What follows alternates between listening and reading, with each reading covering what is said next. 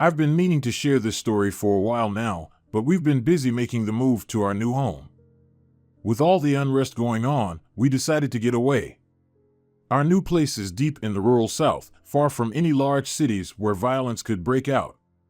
I included this bit of information because it makes a great segue to what I'll be talking about. I'll not beat around the bush any longer and get to my story. At this time, my husband and I had only been together a few years. We'd made the choice to get settled before beginning a family. We were living in a big northern city, one no different than any other in the early 2000s. Crime was on the decline, especially the violent type, but we still had areas known to be a little rough. The two of us had been on the lookout for a small neighborhood bar to buy. Nothing we found had appealed to us until we came across this little dive in one of those rough neighborhoods I mentioned. It had all we wanted except for a high crime rate. We hadn't noticed the police station across the street before the owner pointed it out. We were sold after that. I mean, no one is going to cause trouble with cops just across the street. Never mind that a large amount of the clientele were cops. What could go wrong? Right? The sale went through with no problems. We soon became the proud owners of a prospering business. Despite never having owned a bar before, we were handling it pretty well. My husband had the idea to turn the storage room into a little kitchen for small things like burgers and sandwiches. Within 2 weeks, our income had almost doubled. We were even able to hire a part-time cook. Things were only getting better. Then the shooting started. Around 1 a.m. One night, a regular of ours, a police detective, was leaving the bar and heading for his car parked across the street. As he crossed, an unknown car sped past him and opened fire. He was unfortunately killed instantly. There were no witnesses to the murder. As you can imagine, his fellow officers were furious. They were going over his cases with a fine-tooth comb, looking for any reason to explain the attack. A few months passed, and no real leads had been found. Everyone hoped it would be an isolated incident, most of all, us. We didn't want the bar to get a reputation for being dangerous. Just when it was starting to look like it may never be solved, 2 more officers were attacked. Another pair of detectives, just yards away from our door, were cut down in a drive-by. It was a miracle no one else was hit. Thankfully, neither officer was severely injured. They were both able to make quick recoveries and give their counterparts enough information to find the shooters. I say shooters because it turned out to be a pair of brothers. They had targeted these officers specifically. All 3 had been part of the case that put their father in prison. He had been convicted of first-degree murder after the death of a coworker and given life without parole. Despite stacks of evidence against him, he maintained he was innocent. His son stood by him all through the trial. They had hoped the judge would consider his lack of priors and be lenient on him. Instead, she threw the book at him. The brothers tried to stay positive, but as the years passed, they became bitter and desired revenge. They would wisely do what their father refused to do and accepted a plea deal. Not only would they avoid the death penalty, but both would have the chance of parole after 30 years. Such a decision was not popular among the city's law enforcement, but the furor would eventually die down and life would return to normal. Although we were almost sure our business had been destroyed, once the facts of the case came out in the press, we were able to recoup most of our lost income. There was a period there where we began discussing our options. Being so close to those incidents made us fear our neighbors and question if we wanted our kids to be exposed to such violence. After things bounced back, the discussion got put on the back burner but never truly went away. We managed to survive the crisis of 2008 and make a good living for ourselves. In 2016, we had our first child and were looking forward to a bright future. All of this went sideways when the pandemic began and unrest broke out everywhere. Then, a neighborhood less than a mile from the bar was burned by rioters last month. The discussions of 2005 were revived, and in short order, we chose to sell the bar and get out of Dodge. Here in our new home, life is much slower. People are far kinder, and all this confusion seems to be a world away. I pray for the sake of my son and the child I'm currently carrying that things stay that way.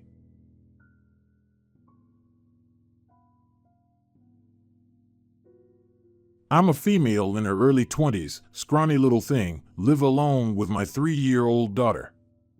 We live in a 3-bedroom home with a large back section and long driveway. One of the rooms is used for storage, and my daughter is slowly transitioning into sleeping in her own bed. On this particular night, she had had a nightmare and had crawled into bed with me. I am utterly terrified of everything, really. So I absolutely hate living by myself. I get freaked out by the slightest of noises outside at night, and they tend to keep me awake for at least half an hour whilst I try to determine whether or not it's a threat. It never is. I'm just horribly paranoid. Because of this paranoia, I make sure that all the doors and windows are locked securely before I go to bed each night. This happened a couple of days after Christmas. It was around 1 a.m., nothing unusual for me. I'm quite the night owl, and I began hearing noises outside. I assumed it was a possum, as I'd been having problems with them recently, but turned the laptop volume down to listen, just in case. My paranoid mind was informing me that since it was just after Christmas, someone might be trying to break in to steal presents. I heard scurrying in the grass, which went on for a while, back and forwards at the rear end of the house. I figured it was a bit strange that the possum wasn't making its god-awful noises as usual. That's when the rattling started.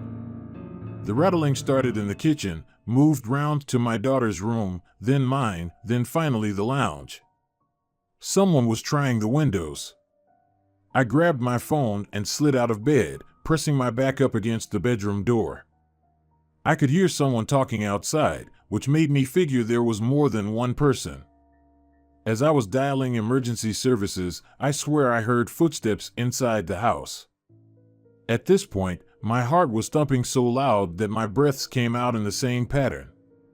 I'm on the phone with emergency services, trying to listen to what was going on, back pressed up against the door, fearing that the door handle would turn any moment and I'd be pushed along the ground as they forced the door open.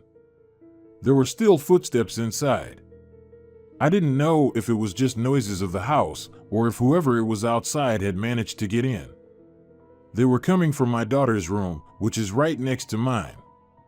My daughter, by the way, is quite happily sleeping obliviously in my bed whilst I'm on the phone freaking out to the operator. I was trying my best to keep quiet on the phone, as I knew the people were outside at a window right next to my room. I'm not sure if they heard me on the phone, or if they had just given up, but they had disappeared before the police arrived. I was terrified to step out of my room when I heard them at the door, in case these people were inside of my house waiting for me. My bedroom door and the front door are only a couple of steps away from each other, but that didn't make it any less scary as I threw it open and ran to the front door to unlock it. One officer stayed inside with me, checked the house, and took my statement, whilst the other checked around the outside. They both said they couldn't find anything, and asked me to describe the voice. It was a male's voice, Indian accent. I told them either he was crazy and talking to himself, or there was more than one person out there. I told them I thought that he had managed to get inside, but since the police had done a thorough walk around, I guess it was my mind just freaking out. Needless to say, I didn't sleep at all that night, and as soon as the sun had rose, I was throwing open all the curtains. The lounge was the last place I went. As I opened the final curtain, I saw that the lock on the window was open. There was a dirty footprint on the windowsill, and more dirt smeared on the carpet. It was out of place. And the more I thought about it, the more I think the voice belonged to my ex. We're in court at the moment because he had done something to our daughter. Access was taken away from him, and he, or rather, my aunt, shall I say, pushed him to take it to court, and things have been a bit sour there. If it was him, I'm terrified to think what he wanted. He was physically and sexually violent towards me. But the fact of the matter is, he didn't even try my room. He went straight for my daughter's. which is even more worrying, as I've never let him even remotely near my house. So how did he know where he was going? What did he want? What did he want with my daughter? What would have happened if she had never had a nightmare and come crawling into my bed that night?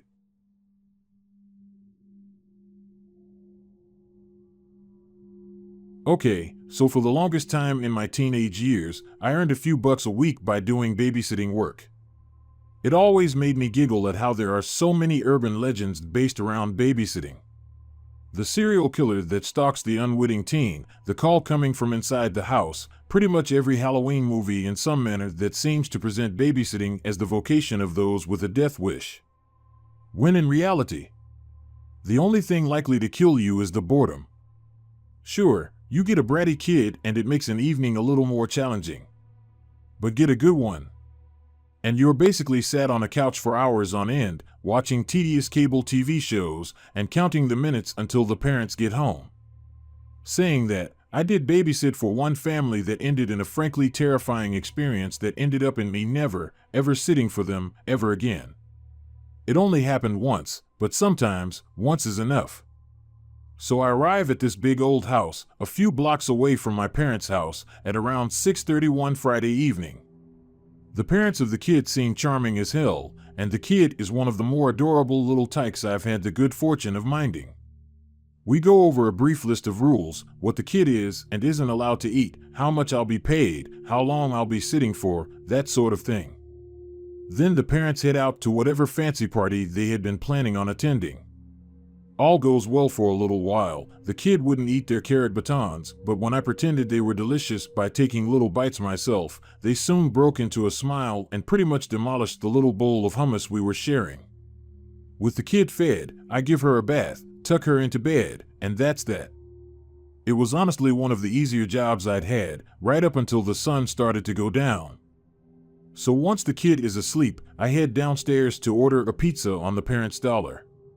Like I said, they were perfectly nice and polite when we first met, and it's not often a job comes with free food. Pizza arrives pretty quickly, and I even tipped the delivery guy a few dollars just to say thank you for being so fast. He's literally counting out the change in dollar bills when his head snaps to the side, like he's looking into the bushes at the side of the house. I ask him if everything is okay, peering out from the door to see what he's looking at, but there's nothing, just dark bushes. He says something along the lines of "guess I'm just tired, my mind's playing tricks on me," laughs awkwardly, then walks back to his car while thanking me again for the tip.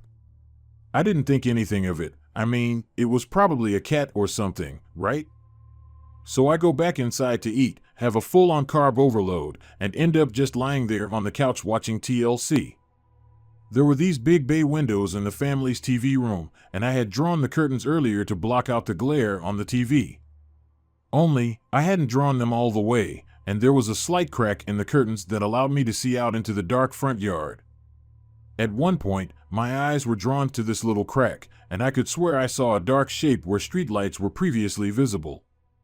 I sit up, focusing my eyes on the shape and wondering if it were my mind playing tricks on me this time, when it moved.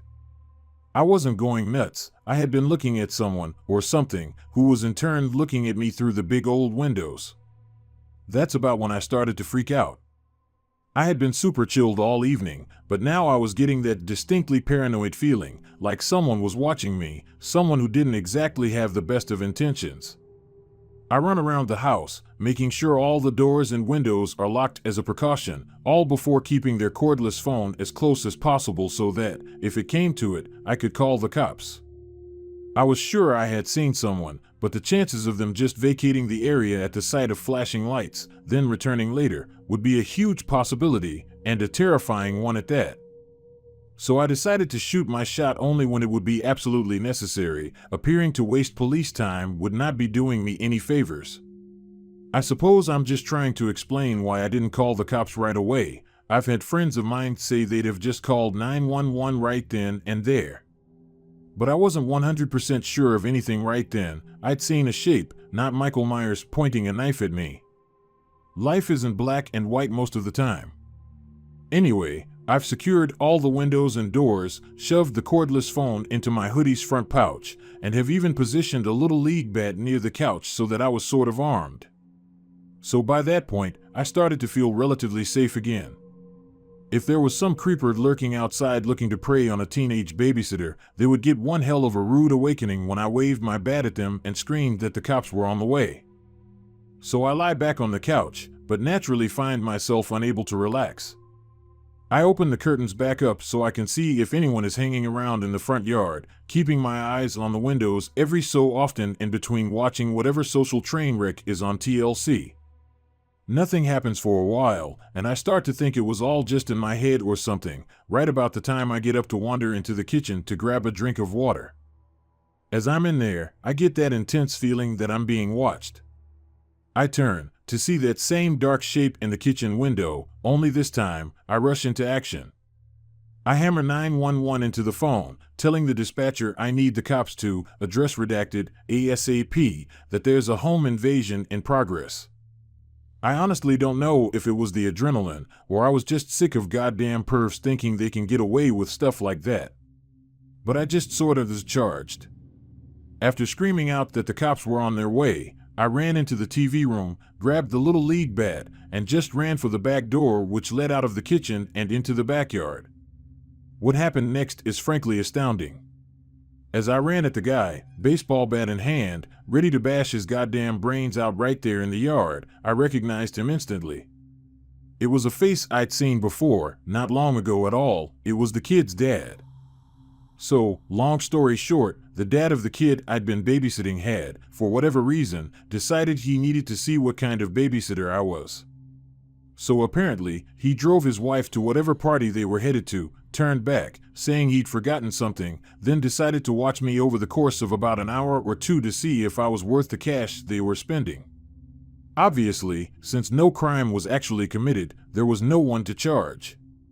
The dad offered me a sincere apology, even offered me double the cash just to finish the night up, but I refused. No amount of money could have persuaded me to stay. Needless to say, I was very selective with who I babysat for after that.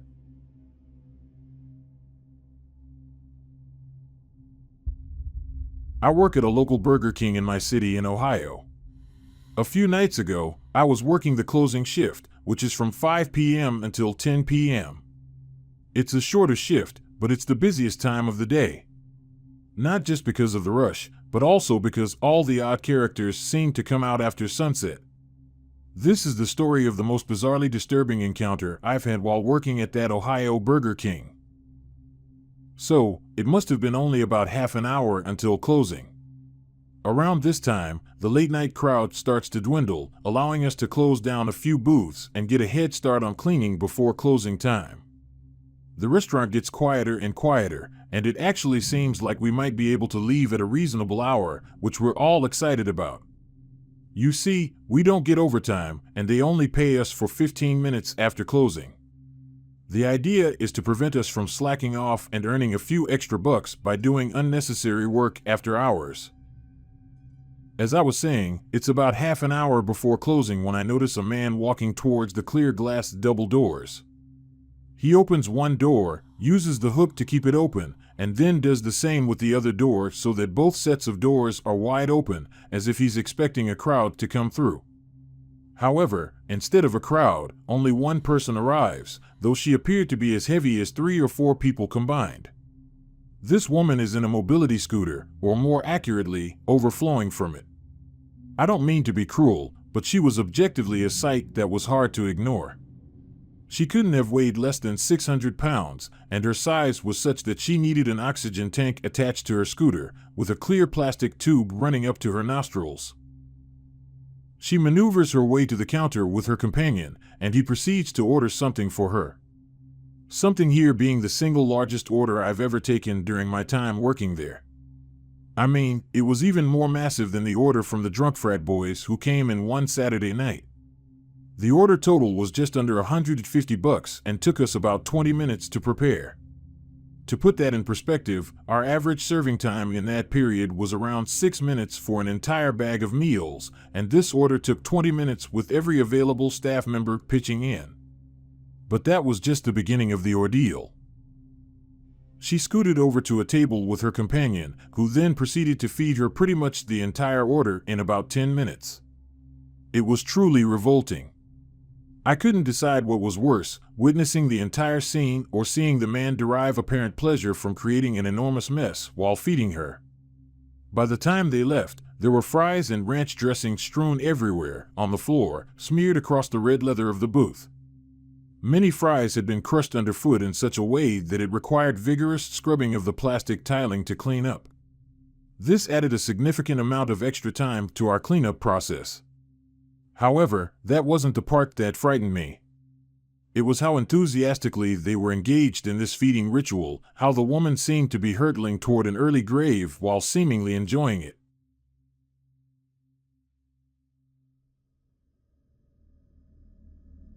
This past New Year's marked the 4-year anniversary for my boyfriend and me.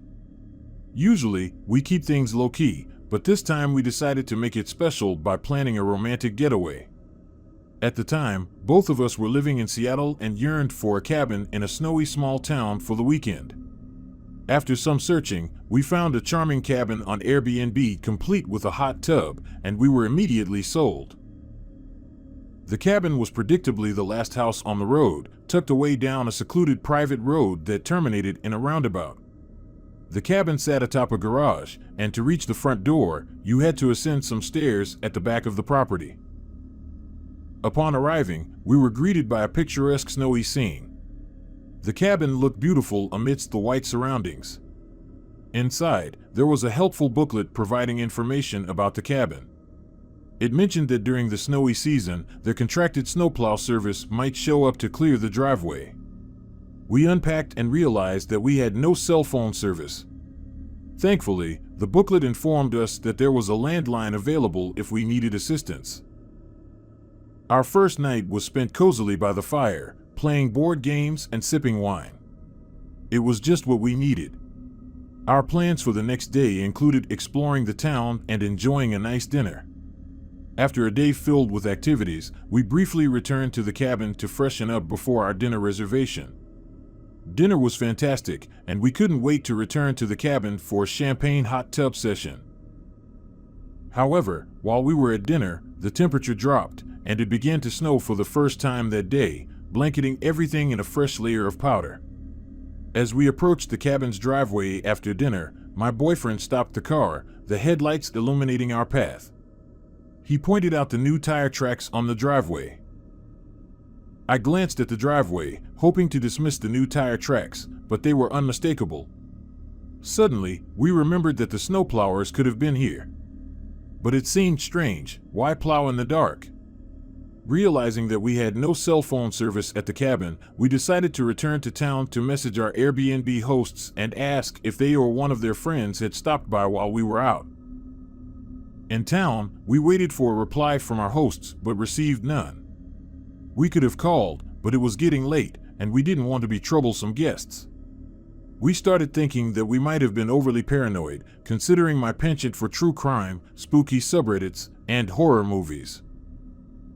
My boyfriend drove us back to the cabin, this time proceeding up the driveway.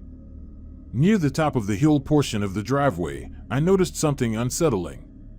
My heart sank as I spotted footprints on the property. We reversed down the driveway, searching for more footprints. It appeared that someone had driven up the driveway, then reversed, parked, and exited the car, leaving footprints on the property. Since we had also driven on the same tracks, we couldn't determine where the footprints ended. The property was vast, with plenty of trees and underbrush, and those footprints could lead anywhere. As soon as we saw the footprints, we decided to call the police. We thought it was better to be safe than sorry. We drove down the road until we had cell phone service, called the police, and waited for their arrival. A police officer arrived, and we followed him onto the property. He carefully scanned the surroundings and concluded that there was no one present. We felt somewhat embarrassed and shaken, but thanked the officer as he left. Needless to say, neither of us wanted to soak in the hot tub in the dark woods after what had transpired. Instead, we locked all the doors and watched a movie without the champagne. Both of us were tired from the day's events and eventually fell asleep. At 3 a.m., we both awoke on the couch with the TV still on and all the lights in the cabin illuminating our surroundings. We laughed about how the night had veered off course. As my boyfriend went to brush his teeth, we heard a noise, a mechanical sound that lasted just a few seconds. It was the garage door. Few circumstances could warrant someone opening the garage door of an Airbnb guest's accommodation at 3 in the morning. We had woken up with all the lights on, and the cabin had numerous windows. We knew that if someone was outside, they were aware of our presence and could see us. Panicking, I grabbed the landline and dialed 911. We crouched inside the Airbnb, praying for the police to arrive. We knew that whoever had made those tire tracks was still on the property, and this time, they were making noise. While talking to the operator, we heard a bang on our balcony as if something had been thrown up there. I was terrified when the operator informed me that the police were nearby. Suddenly, they were there. We saw the police lights, and they began searching the property. Soon, we heard banging on the door, and it was the police. We were safe. At the door stood 2 policemen, one in front of us and another behind, casually poking around in the snow and inspecting the ground. The officer in the back was the same one who had initially checked the property. The police officer informed us that not only was the garage door closed, but it was locked, and there were no signs of anyone on the property. We considered leaving, but the police officers cautioned us against it due to the dangerous road conditions at that hour. I couldn't help but feel that I had disappointed the police officer who had been to the property twice that night. My boyfriend and I returned inside, locked all the doors once again, and tried to get some sleep. The next day, we prepared to leave. While we had survived the night, I couldn't shake the eerie feeling in the cabin anymore. It had become the spooky cabin in my mind, and I couldn't wait to leave. As we packed, we heard the same noise we had heard at 3 a.m. It was just the heater, a heater that made a sound eerily similar to a garage door, lasting the same duration. My boyfriend gave me an amused look and said, "You need to give up your murder shows," before walking away. As for the banging on the balcony, it turned out to be the well-timed fall of a pine cone. I often reflect on this story, feeling both embarrassed about how little came of it and incredibly grateful for the same reason.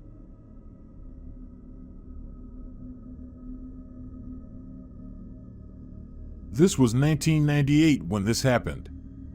An old friend of mine asked me to go camping with him. I hadn't been since I was about 12, so I agreed.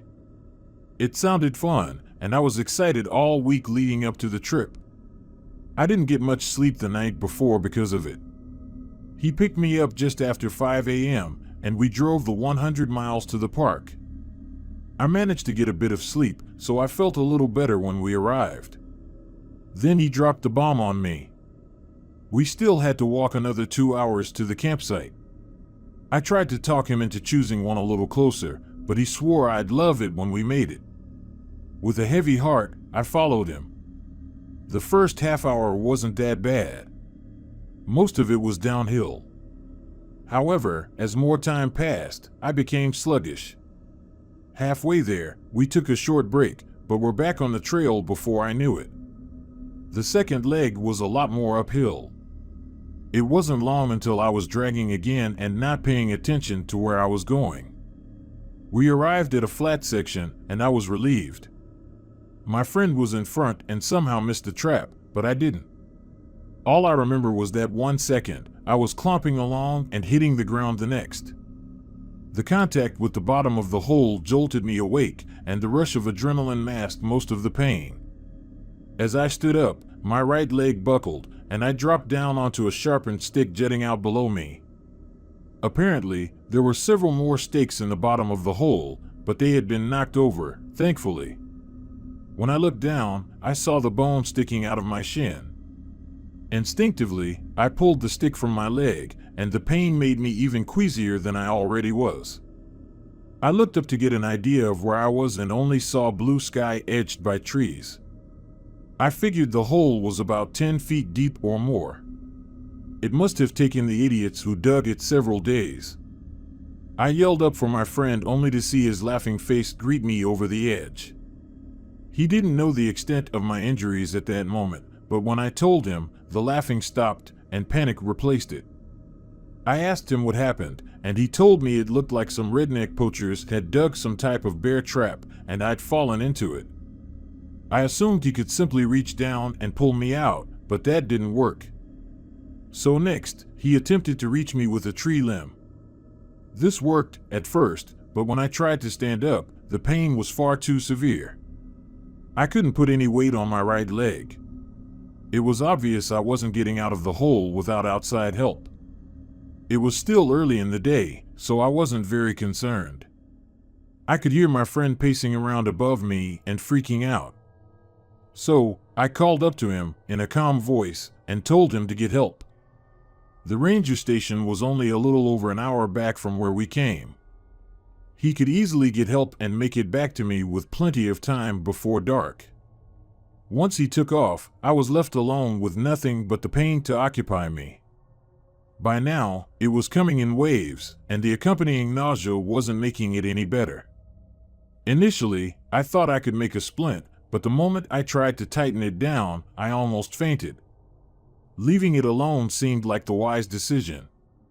I put my head between my knees and waited for the sick, dizzy feeling to pass. Eventually, it did, and I tried to focus on other things. Singing worked for a while. That is until I started hearing thunder and noticed the sky above me getting darker by the minute. Getting a little wet wasn't going to kill me, right? Perhaps I should have considered my circumstances before saying that. The rain was relatively light at first, but within minutes, it was coming down in sheets. I was okay until I began to notice the hole filling with water. My feet were already submerged by the time I realized I was in trouble. I clawed my way up the wall until I was standing, at least the best I was able, and started praying for it to stop. As the minutes passed, more of my body disappeared. After an hour, the storm began letting up, and I could relax.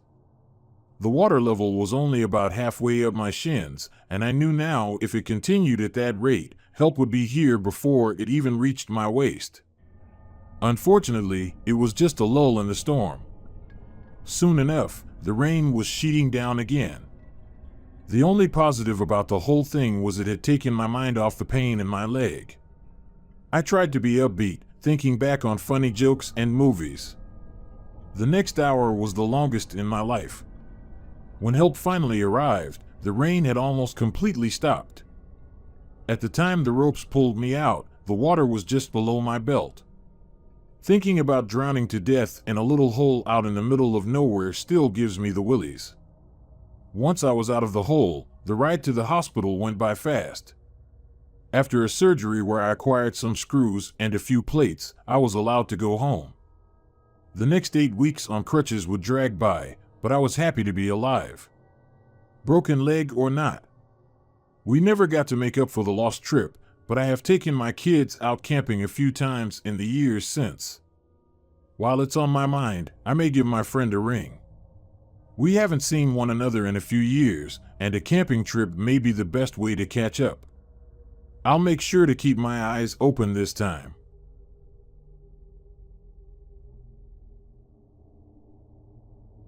A few years back, I was really into caving, or to give it its less common name, spelunking. I didn't think I'd be into it when I first tried it, as I'd have considered myself mildly claustrophobic, the kind of guy who always felt a little anxious zipping a sleeping bag up the whole way. But I don't know whether it just woke something up in me, or it was the rush of getting over a fear or something to that effect, but I took to it like a duck to water. You're somewhere you shouldn't be, exploring parts of the world that very few people see, relying on people, truly relying on them, to ensure your safety and theirs. It's a rush, that's for certain, but it's not without its dangers.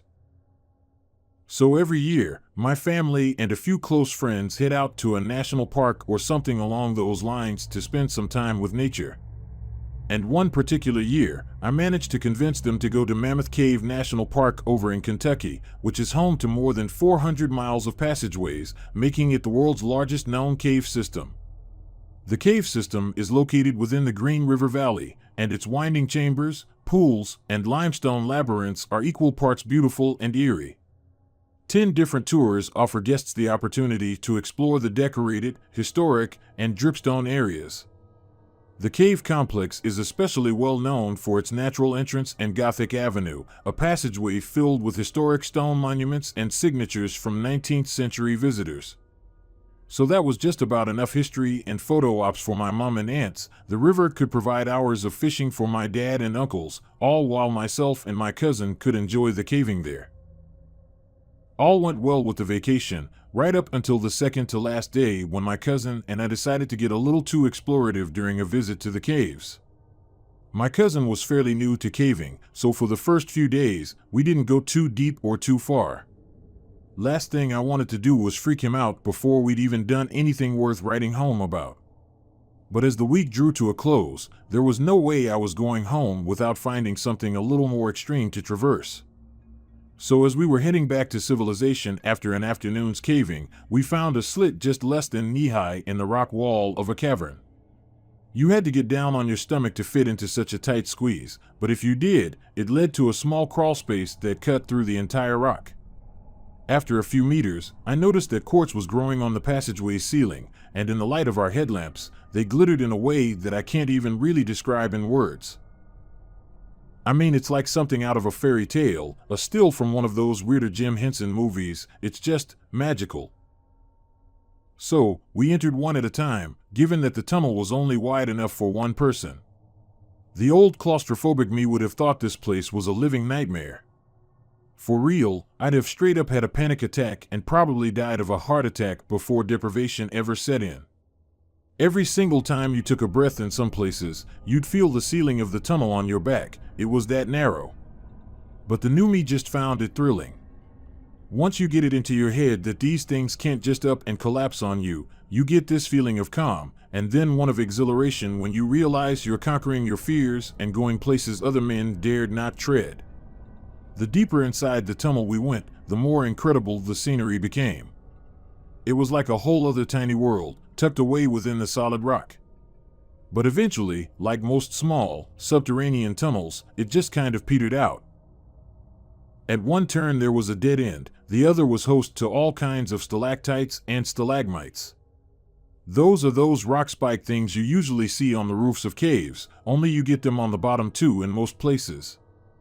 I'm checking out the stalls to see if there's a possibility of us twisting through them to get to the deeper sections of the tunnel when I hear my cousin whisper something behind me.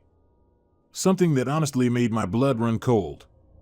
He said he could feel water on his back. Something was dripping on him. As it turns out, while everyone was having a good old time outside, checking out the statues and whatnot, it had started to rain. Only, they neglected to tell us that, so thanks, guys. It's also worth noting that the tunnel we were in had sunk down into the rock for a little while before sort of flattening out at the bottom, and to save you all a little geology lecture, I'll get to the point. The tunnel we were in was filling up with water. Granted, it was filling up slowly, but the position we were in meant that only a few inches of water could effectively drown us. And that's a real bad position to be in if you don't own a pair of gills. Needless to say, we turned around as fast as we could, which took a long time when you factor in how narrow the tunnel was, then began the long, slow crawl back along the flat part of the tunnel. It was absolutely horrific. Still makes me shudder to think about. My biggest fear was that he'd just lock up, which scared people are prone to do during particularly grueling caving sessions. For some reason, the brain just decides it doesn't want to take the body any further, and that's that. They can be stuck down in the rock for hours before they're calm enough to keep going. I was terrified he'd just lock up, not move, and be the reason we both drowned down there, dying while our family laughed and joked in their marquee tents. But he didn't. That magnificent bastard kept his cool, relatively speaking anyway, and just pushed on. That doesn't mean it didn't get pretty close. It was horrendous feeling the water slowly rising around us, seeing little drops turn into trickles, each new one causing my heart rate to speed up and my adrenaline to surge. By the time the tunnel started to turn upward, back towards the main entrance, the water was almost up to my lips. Moving made these splashing noises, and both of our sets of clothes were completely soaked through. That little incident caused a ton of crap for the remaining 2 days. My aunt and uncle blamed me for almost getting my cousin killed, and they pretty much took it out on my parents for allowing me such a dumb hobby. We didn't go back into those caves at all, and to be honest, it took me a few months before I even thought about caving again. It hasn't put me off entirely, and I think it did me some good to become a little more safety conscious. But you can bet your ass that I check the weather before caving now, every single time, and if it even looks like it's going to rain, don't do it. It's just not worth losing your life over, no matter how amazing it is.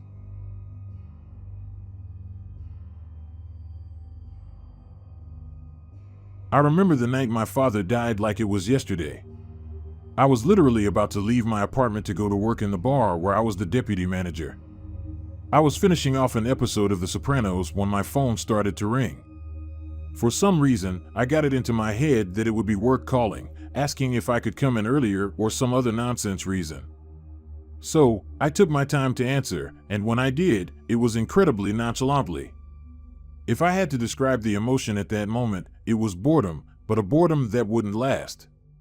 The news hit like a freight train. He had died suddenly, unexpectedly, of some kind of blood clot in his brain. One moment he was healthy and happy, the next, he was being announced dead on arrival. The funeral was rough. It sounds cruel to say, but I feel like if a relative is old or has some kind of terminal illness, at least the family and friends have time to prepare, to ready themselves for the loss. But with us, we didn't have that time. It was like going from 0 to 100 in seconds flat, bored to grief-stricken in the time it took to say, "I have some bad news." So instead of the kind of unwilling acceptance that characterized the funerals I've been to in the past, there was just this shell-shocked sense of loss. Everyone had taken this 1-2 punch and was walking around in a daze, unable to fully process the loss they were feeling. I've never been big on visiting graves either. It sounds a bit callous, but what's the point? It's only ever to comfort the living. The dead don't know we do it, and quite frankly, I would want someone to remember me, sure, but some ritual visitation that brings up all these feelings of mortality and impermanence. Nah, just raise a beer glass for me. That's all I want when I'm gone. But when it came to my dad, I had next to no closure whatsoever. So I ended up going against my own previously held convictions, scrambling for that sense of attachment, desperate to feel like he wasn't really gone. Weekly visits became monthly visits, all with the same routine. I'd drink a can of his favorite lager over his grave, talk to him a little bit about what's been going on in my life. It never made me feel any better, but I could feel myself taking baby steps along the grief cycle each time I walked away. It was helping, in a small way, but it was still helping. And so the little ritual played itself out, in exactly the same way, until one day, when I saw an unfamiliar man standing near where he was buried. He was dressed entirely in black, wearing a long coat with a similarly dark umbrella under his arm. It wasn't clear if the man was visiting my father's gravesite or simply one near it, but as I walked closer and he caught sight of me, he quickly began to walk away from the gravestones and towards one of the cemetery's exits. Nothing unusual about that, right? People are entitled to grieve in privacy, I get that. So I didn't really think anything of it. That was until it happened all over again, in exactly the same way.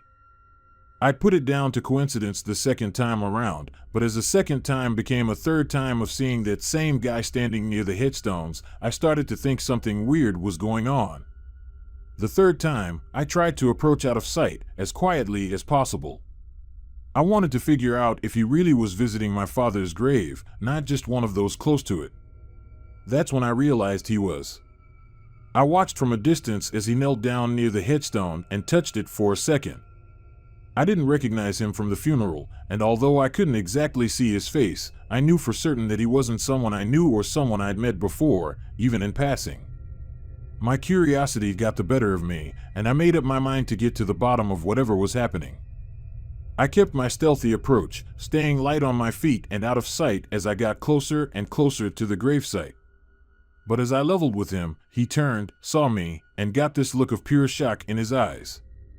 Then he actually started running in the opposite direction from me, hurtling through the graves towards an exit. I just sort of reacted and chased after him. It was that or face the possibility of never getting another chance.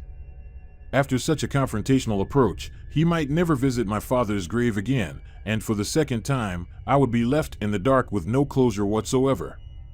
And there was not a single chance in hell that I was going to let that happen again. And so that's how I came to be chasing a guy through a goddamn cemetery, running full pelt, screaming at him to stop, how I just wanted to talk to him.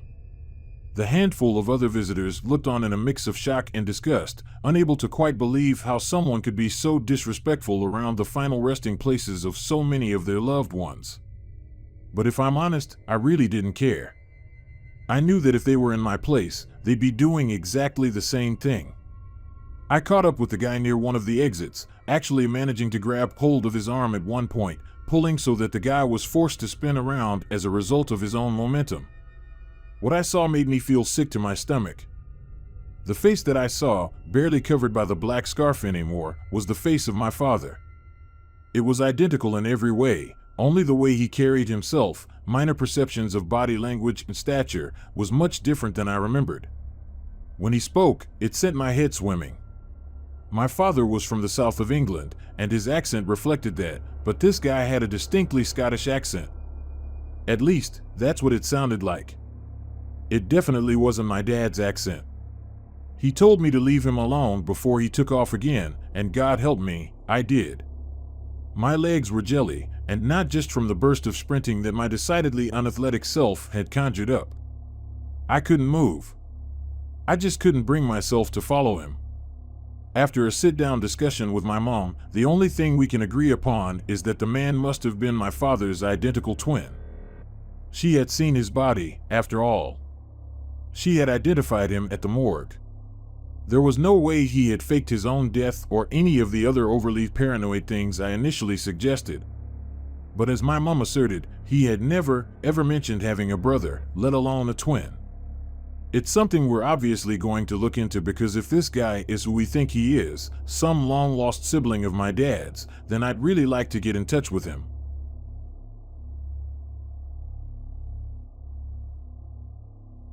About 8 years ago, I started going to community college, which meant I had long days and classes at random times. When I got home from school, I would always park my car in the church parking lot near my house.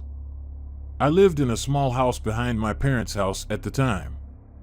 One day, I noticed that there was a man sitting in this green SUV parked a few cars over from mine around 9 p.m. when I got home.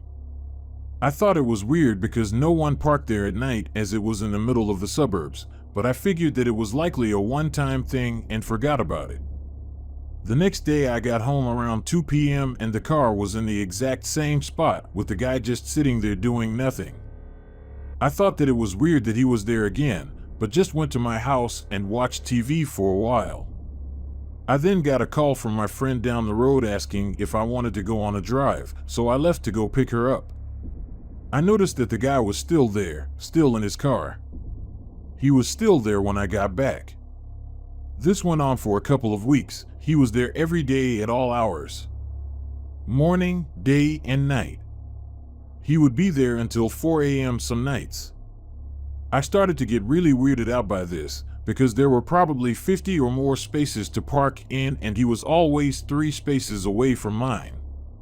He knew I parked there, as I was the only car that parked there, because there was a gate to my house and the fence across from my normal spot. It was very unnerving that he was always there. Finally, one day I came home and the guy wasn't there, so I decided to park in the spot he was always in. It didn't seem special. There were no extra trees in the spot and it faced the fence. There were hills on the other side, which were much prettier and more scenic to look at. Once I parked, I stayed for a few minutes and called one of my friends. Finally, I noticed something horrifying. I could see into every window into my house. I didn't have curtains at the time and had a pretty stupid habit of walking around in my underwear. I mean, I had a huge fence and there was no way to see into my house from the street. I freaked out and realized that he had been watching me. I took my parents' Mastiff and made him stay with me at nights after that.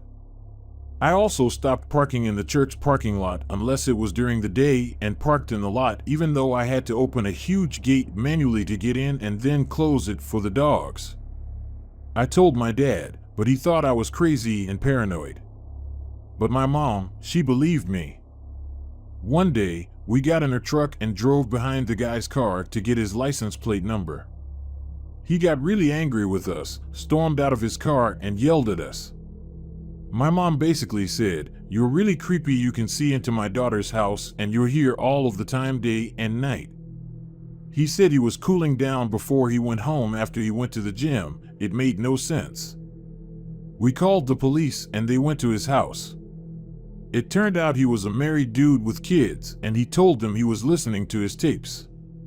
I had actually snuck along the fence where he couldn't see me at one point and just listened to what he was doing as his windows were down. He was sitting in silence, there were no tapes and I never heard them. The police told him that he would be in serious trouble if they found him parked there again and that he basically wasn't allowed back there. I know the police get a lot of shit sometimes, but they were great during this incident and said they scared him. The next day, he wasn't around and I thought that it was over. It was also my friend's birthday, so I went out to dinner that night. I came home around 11 p.m. and there was another car parked in the same exact spot. I was livid. I knew it was him, but in a different car. I told my mom and then just stayed at my parents' because I was pretty freaked out. My mom decided to drive her car through the parking lot to see if he was still there. Once she drove through, with her brights on, she saw that no one was in the car. She figured it was a coincidence and drove past, then turned the car around. Once she turned the car around, she saw a man get up from a crouched position and then speed out. Apparently, she thought to herself that this was a prime opportunity to follow him. He was going 70 miles per hour on a residential road and went through a few different streets trying to lose my mom. Finally, he went to the main road and there was a red light. My mom pulled up next to him and he pulled his sweatshirt over his face and covered himself with his arm so he couldn't see her. He may have thought it was my dad, who is huge and is an ex-NFL player and is very intimidating looking. Once it turned green, he sped off again and after about 10 minutes finally lost my mom. She immediately called the police and they told her that it was very suspicious and that she probably should leave chases up to the police next time. After that, the man never came back and I got curtains. To this day, I still don't know what his intentions were. I had a huge-ass 170-pound Mastiff who was friendly to most people but was very protective of me, and it was really obvious to everyone. I also had a brother who was a double state championship winning hockey player and a huge dad. But the only one who intimidated him was my mom.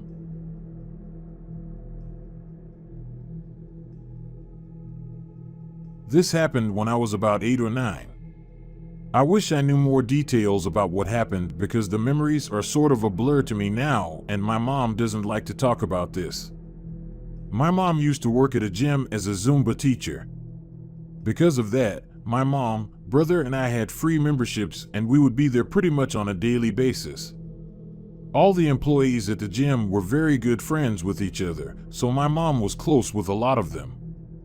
One of her closer friends was a receptionist at the front desk who was named Danny. Danny was your average 20-something-year-old guy. I remember from all the times he would sign us into the gym that he was super nice and he had a wife and 2 younger kids, about 5 and 6 years old. One day about 2 years after she had first gotten her job at the gym, my mom picked me up from school, crying her eyes out. We had had some struggles with money due to some family issues around that time, so I thought this was normal because of all the stress she was under. When I got into the car, I asked her if she was okay. She said no, and I asked if it was about the money, being the nosy little child I was. What she told me scared the living shit out of me and still gives me a chill down my spine when I think about it. The previous night, Danny was expecting to receive a PlayStation from someone on Craigslist. He and the owner of the PlayStation had exchanged numbers, so when he saw his phone go off and a car pull up next to his condo, he went outside with the money to buy it. His wife was in the kitchen making dinner and his kids were playing in their rooms. Danny told his wife he was going to go outside to pick up the PlayStation and hurried out the door.